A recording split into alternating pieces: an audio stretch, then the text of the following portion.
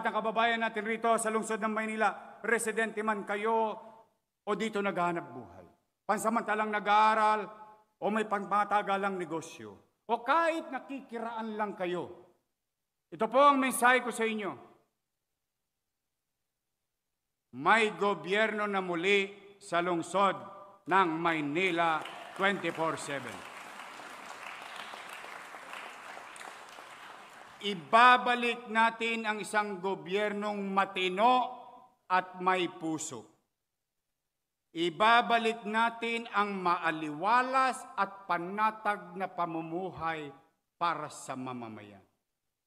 Ang hinihiling ko lang sa inyo, disiplina, kooperasyon, paggalang sa alituntunin ng lungsod, because